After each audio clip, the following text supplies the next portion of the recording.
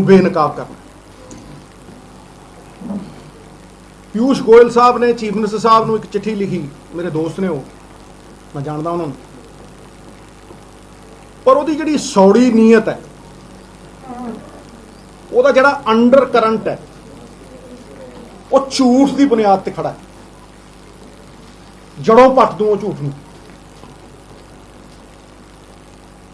ਵੈਸੇ ਵੀ ਝੂਠ ਦੇ ਪੈਰ ਨਹੀਂ ਹੁੰਦੇ।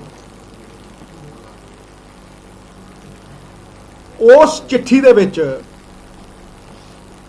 ਸਭ ਤੋਂ ਵੱਡਾ ਮਨਸੂਬਾ ਇਹ ਹੈ ਕਿ ਸਾਡਾ age old tried tested successful APMC ਦਾ ਜਿਹੜਾ ਮੰਡੀ ਸਿਸਟਮ ਹੈ, ਉਹਨੂੰ ਅਸਤ ਵਿਅਸਤ ਕਰਨਾ, ਉਹਨੂੰ ਡਿਸਰਪਟ ਕਰਨਾ ਔਰ ਪੰਜਾਬ ਦੇ ਵਿੱਚ ਇੱਕ ਡਿਵੀਜ਼ਨ ਪੈਦਾ ਕਰਨਾ। ਵੀ ਕਿਸਾਨ ਵੀਰ ਸਭ ਸਮਝਦੇ ਹੋ, ਉਹ ਆੜਤੀਆਂ ਦੇ ਖਿਲਾਫ ਖੜੇ ਹੋ ਜਾਣ, ਆੜਤੀ ਉਹਨਾਂ ਦੇ ਖਿਲਾਫ ਖੜੇ ਹੋ ਜਾਣ, ਔਰ ਦੋਨੋਂ ਪੁੱਛ ਕੇ ਪੰਜਾਬ ਸਰਕਾਰ ਨੂੰ ਖੜ ਕੇ ਸਵਾਲ ਕਰਨ ਵੀ ਥੋਤੋਂ ਸਰਕਾਰ ਨਹੀਂ ਚੱਲਦੀ, ਥੋਤੋਂ ਸਾਡੀਆਂ ਸਮੱਸਿਆਵਾਂ ਦਾ ਹੱਲ ਨਹੀਂ ਹੁੰਦਾ। ਇਹ ਡਿਵੀਜ਼ਨ ਜਿਹੜੇ ਗੋਰੇ ਪੈਦਾ ਕਰਦੇ ਹੁੰਦੇ ਸੀਗੇ, ਇਹ ਡਿਵੀਜ਼ਨ पैदा करने की कोशिश की जा रही है। और मैं 4 पॉइंट दसूंगा और इन्हां दा झूठ का पर्दाफाश हो जू पूरी तरह। मैं पहला भी जदों भी गल की है तर्क ते की है और सरेआम कह के की है भी किते भी कोई भी सेंटर सरकार का बंदा आके मेरे नाल पहले किसी ने अज तक कोई जवाब नहीं दिता। हुण गोयल साहब ने बड़ा कैटेगोरिकली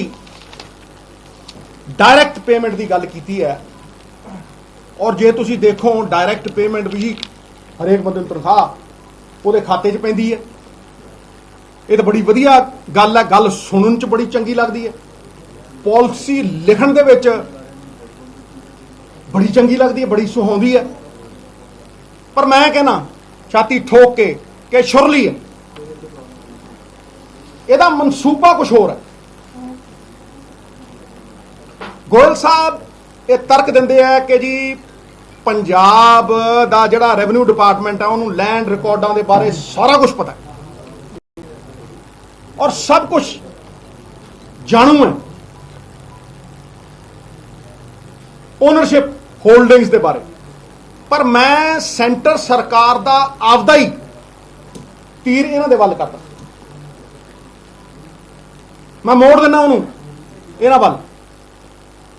नैशनल सैंपल सर्वे 2012-13 का, ये मेरा नहीं है, ये नैशनल सैंपल सर्वे है।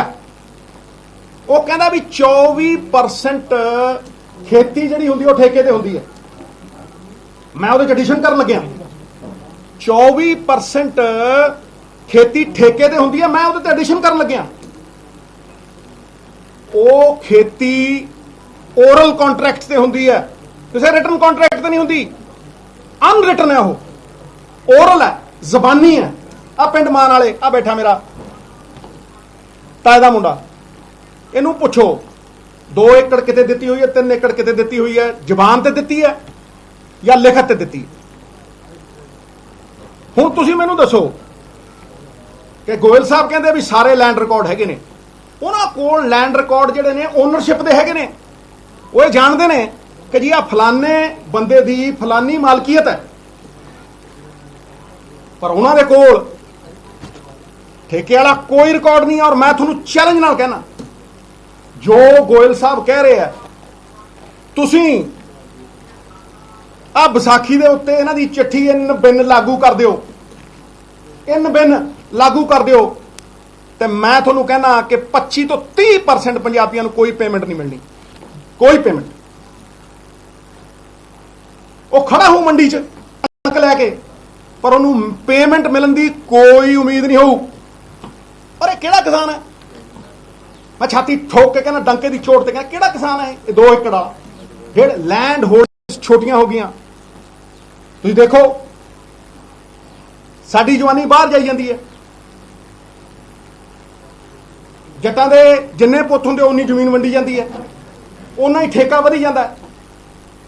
ਇਹ ਸਾਰੇ ਉਹ ਨੇ ਜਿਹੜੇ ਕਤਾਰ ਦੇ ਵਿੱਚ ਅਖੀਰ 'ਚ ਖੜੇ ਨੇ, ਛੋਟੇ ਫਾਰਮਰ ਦੇ। ਇਹ 30% ਵਾਂਝੇ ਰਹਿ ਜਾਣਗੇ, ਮੈਂ ਡੰਕੇ ਦੀ ਚੋਟ ਤੇ ਕਹਿਣਾ।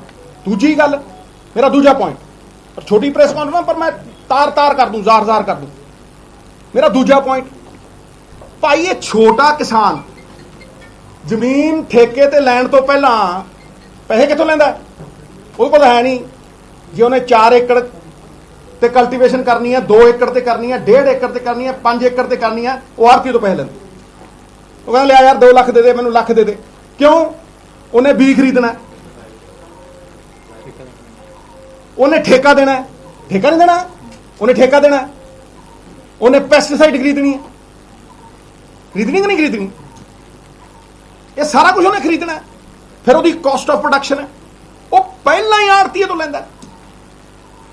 ਆੜ੍ਹਤੀਆ ਉਹ ਕਾਸਟ ਬੀਅਰ ਕਰਦਾ। ਇਹ ਐਨਟਵਾਈਨਡ ਸਿਸਟਮ ਹੈ। ਕੋਈ ਇਹ ਥੋੜਾ ਨਾ ਵੀ ਤੁਸੀਂ ਆਪਣਾ ਤੁਗਲਕੀ ਫਰਮਾਨ ਜਾਰੀ ਕਰੋਗੇ ਤੇ ਸਿਸਟਮ ਜ਼ਾਰ ਕਰ ਦਿਓਗੇ। ਇਹ ਤੇ ਉਦੋਂ ਦਾ ਚੱਲੀ ਆਉਂਦਾ। ਤੁਸੀਂ ਦੇਖ ਲਓ ਕਿੰਨੀ ਦੇਰ ਦਾ ਚੱਲੀ ਆਉਂਦਾ। ਇਹ ਭੁਲੇਖਾ ਹੈ। ਕਈ ਲੋਕ ਕਹਿੰਦੇ ਨੇ ਜੀ ਕਿ ਆੜ੍ਹਤੀਆ ਜਿਹੜਾ ਸਰਵਿਸ ਪ੍ਰੋਵਾਈਡ ਕਰਦਾ ਨਾ, ਮੈਨੂੰ ਲੱਗਦਾ ਕਣਕ ਸੁਕਾਉਣ ਦੀ ਸਰਵਿਸ ਪ੍ਰੋਵਾਈਡ। ਬਿਲਕੁਲ ਨਹੀਂ, ਝੂਠ ਹੈ। ਜਿਹਨੇ ਖੇਤੀ ਕੀਤੀ ਹੈ, ਜਿਹੜਾ ਖੇਤਾਂ 'ਚ ਰੁਲਿਆ, ਮਿੱਟੀ ਨਾਲ ਮਿੱਟੀ ਹੋਇਆ, ਜਿਹਨਾਂ ਬੀਂਡੀਆਂ ਨੂੰ ਮੋਢੇ ਲਾਇਆ, ਨਵਜੋਤ ਸਿੰਘ ਸਿੱਧੂ ਵਰਗੇ ਬੰਦੇ, ਸਮਝ ਨਹੀਂ, ਉਹ ਜਾਣਦੇ ਆ ਵੀ ਇਹ ਸਿਸਟਮ ਕਿਵੇਂ ਚੱਲਦਾ। ਇਹ ਸਿਸਟਮ ਜਿਹੜਾ ਇਕਨੋਮਿਕ ਸਿਸਟਮ ਐਗਰੀਕਲਚਰ ਦਾ ਹੈ, ਦੇਖੋ ਐਗਰੀਕਲਚਰ ਦੀ ਰੀੜ੍ਹ ਦੀ ਹੱਡੀ ਕਿਸਾਨ, ਸਾਡੀ ਪਛਾਣ ਕਿਸਾਨ, ਜਗਦੀ ਜਾਨ ਕਿਸਾਨ। ਲੇਕਿਨ ਇਹ ਜਿਹੜੀ ਐਗਰੀਕਲਚਰ ਇਕਨੋਮੀ ਹੈ, ਇਹਦੀ ਰੀੜ੍ਹ ਦੀ ਹੱਡੀ ਆੜ੍ਹਤੀ ਹੈ। ਕੋਈ ਕਰ ਲੈ ਬਹਿਸ ਮੇਰੇ ਨਾਲ, ਤੁਸੀਂ ਕਰ ਦਿਓ 1 ਮਿੰਟ ਦੇ ਵਿੱਚ। ਦੇਖੋ ਤੁਸੀਂ ਨਾਲ ਦੀ ਨਾਲ ਉਹ ਖੜੇ ਆ। ਤੇ ਜਿਹੜੀ ਫਸਲ ਵੀ ਚੁੱਕਦੀ ਹੈ ਪੰਜਾਬ ਸਰਕਾਰ, ਉਹ ਤੁਹਾਨੂੰ ਲੱਗਦਾ ਕਿ ਉਹ ਆਪ ਹੀ ਚੁੱਕ ਲੈਂਦੇ? FCI ਚੁੱਕਦੀ ਹੈ, ਸਾਰੇ ਆੜ੍ਹਤੀਆਂ ਨੂੰ ਕਿਹਾ ਜਾਂਦਾ।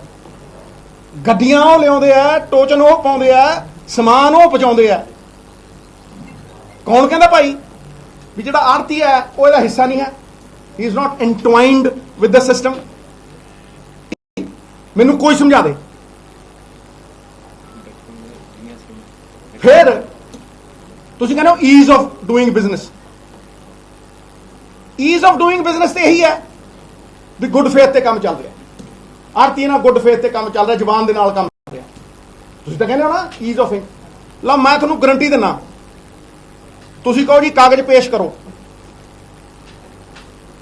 ਕਿਸੇ ਨੇ 6 ਮਹੀਨੇ ਦਾ ਕੰਟਰੈਕਟ ਕੀਤਾ, ਕਹਿੰਦੇ ਤੁਸੀਂ ਜਾ ਕੇ ਤਹਿਸੀਲਦਾਰ ਕੋਲ ਖੜਾ ਦਿਓਗੇ, ਤੁਸੀਂ ਜਾ ਕੇ ਪਟਵਾਰੀਆਂ ਦੇ ਕੋਲ ਖੜਾ ਦਿਓਗੇ, ਰਜਿਸਟਰੀ ਜਿੰਨਾ ਕੰਮ ਕਰਾਉਣਾ ਪਊ। ਕਿੰਨੇ ਕਰ ਦੇਣਗੇ ਮੈਨੂੰ ਦਿਖਾ ਦਿਓ।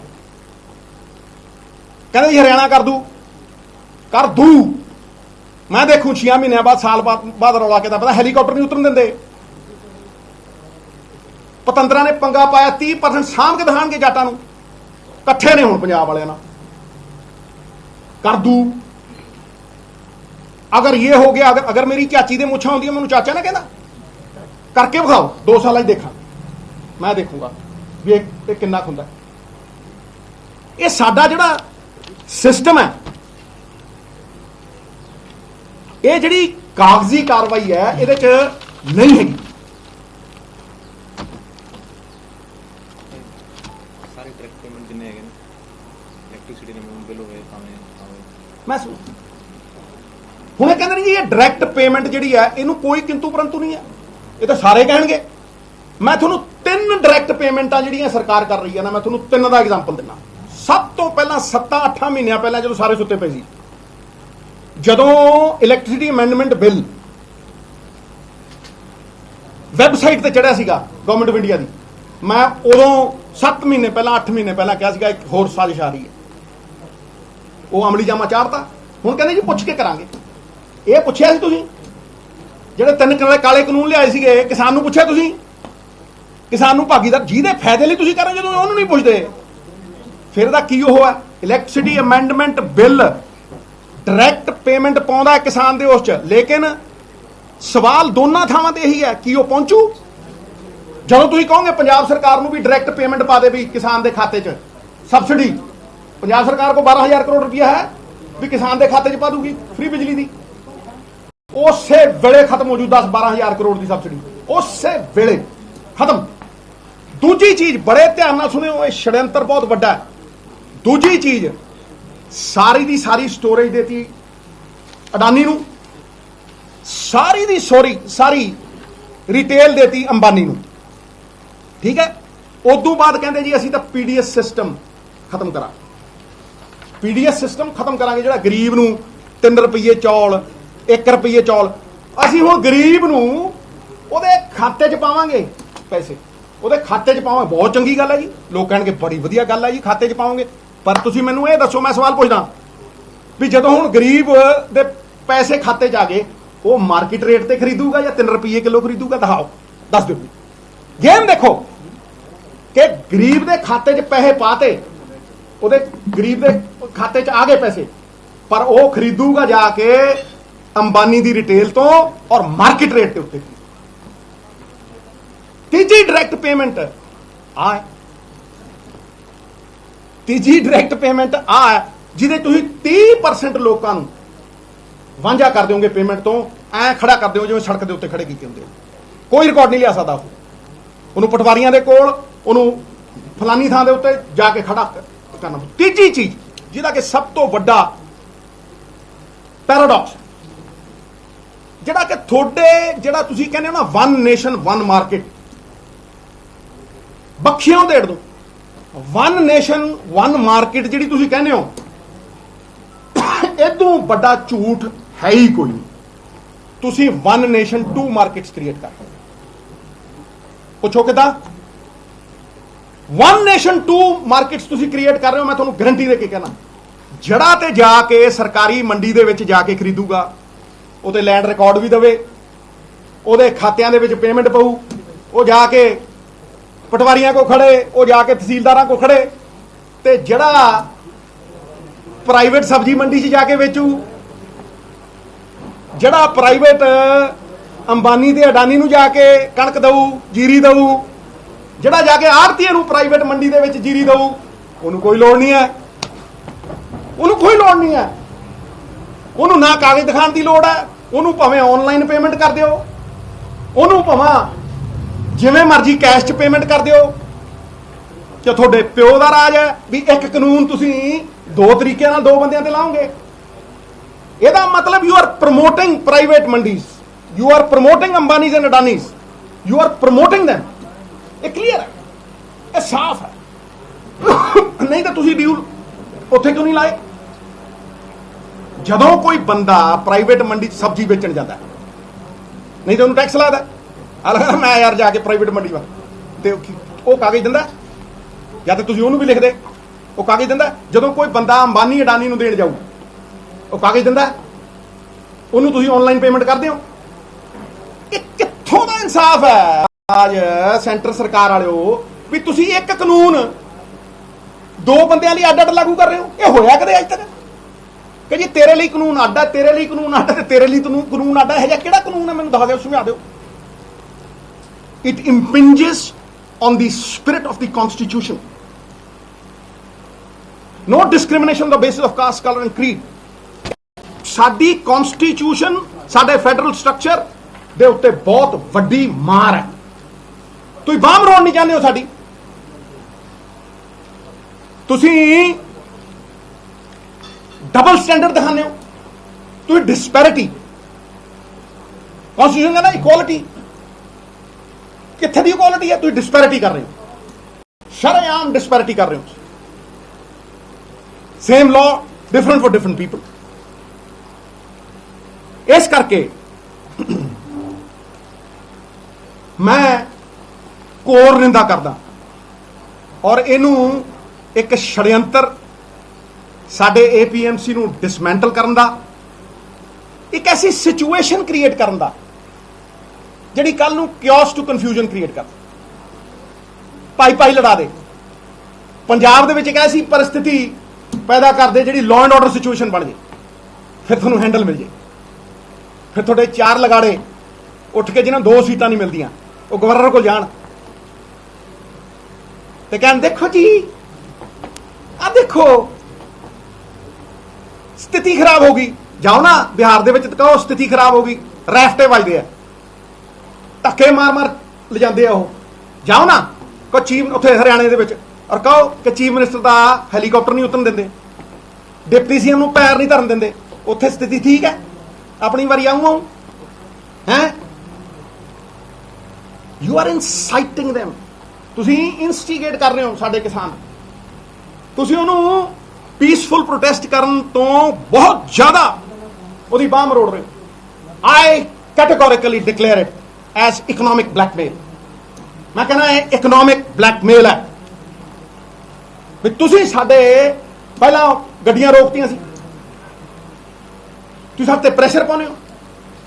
ਪੰਜਾਬੀ ਨੇ ਪੰਜਾਬੀ ਪਿਆਰ ਨਾਲ ਜਾਨ ਮੰਗੋ, ਜਾਨ ਵਾਰ ਦੇਣਗੇ। ਵਾਰੀ ਹੈ, ਇਹ ਉਹ ਸਟੇਟ ਹੈ ਜਿਹਨੇ ਦੇਸ਼ ਲਈ ਜਾਨਾਂ ਵਾਰੀਆਂ। ਪਰਮਵੀਰ ਚੱਕਰ ਜਿੱਤੇ 2% ਲੋਕਾਂ ਨੇ ਮੇਰੇ ਖਿਆਲ 67% ਲੋਕਾਂ ਦਾ ਪੇਟ ਭਰਿਆ। ਹਾਂਜੀ, ਹੁਣ ਮੈਂ ਅਗਲੇ ਪੁਆਇੰਟ ਤੇ ਆਉਣਾ। ਇਹ ਹਟ ਕੇ ਹੈ ਚਿੱਠੀ ਤੋਂ ਥੋੜਾ ਜਿਹਾ, ਪਰ ਇਹ ਜੁੜਿਆ ਹੋਇਆ। ਇਹ ਹੈਗਾ ਜਿਹੜੀ ਆਰਬੀਆਈ ਦੀ ਸਾਡੀ ਕੈਸ਼ ਕ੍ਰੈਡਿਟ ਲਿਮਿਟ ਹੈ। ਇਹ ਪੁਆਇੰਟ ਨੰਬਰ 4 ਹੈ, non extension of the cash credit limit. ਜਿਹੜੀ ਆਰਬੀਆਈ ਦੀ ਹੈ ਸਾਡੇ ਤੇ 89,200 ਕਰੋੜ ਦਾ ਕਰਜ਼ਾ। ਤੁਸੀਂ ਫਿਰ ਤੁਗਲਕੀ ਫਰਮਾਨ ਜਾਰੀ ਕਰਦੇ ਹੋ ਔਰ 3 ਦਿਨ ਦੇ ਵਿੱਚ ਤੁਸੀਂ ਐਨਪੀ ਡਿਕਲੇਅਰ ਕਰ ਦਿੰਦੇ ਹੋ। ਦਸ਼ਕਾਂ ਤੋਂ ਚੱਲਿਆ ਆ ਰਿਹਾ ਇੱਕ ਸਿਸਟਮ ਜਿਹਦੇ ਚ ਆਰਬੀਆਈ ਸਾਨੂੰ ਫੈਸਿਲਿਟੇਟ ਕਰਦੀ ਸੀ। ਹਾਂਜੀ, ਅਸੀਂ ਵੀ ਖਰੀਦਦੇ ਸੀ, ਉਹ ਵੀ ਖਰੀਦਦੇ ਸੀ, ਐਫਸੀਆਈ ਉਹ ਖਰੀਦੀ। ਤੁਸੀਂ ਇੱਕੋ ਦਮ 3 ਦਿਨ ਪਹਿਲਾਂ ਤੁਸੀਂ ਇਹ ਕਹਿੰਦੇ ਹੋ ਕਿ ਜੀ 21 ਤਰੀਕ ਨੂੰ ਦੀ ਤੁਸੀਂ ਐਨਪੀਓ ਹੋ ਗਏ, ਤੁਹਾਡਾ ਜਿਹੜਾ ਅਕਾਊਂਟ ਹੈ ਉਹ ਆਊਟ ਆਫ ਆਰਡਰ ਹੋ ਗਿਆ। ਆਈ ਕੁਐਸਚਨ ਦ ਟਾਈਮਿੰਗ। ਮੈਂ ਸਵਾਲ ਖੜੇ ਕਰਦਾ ਇਸ ਟਾਈਮਿੰਗ ਦੇ ਉੱਤੇ।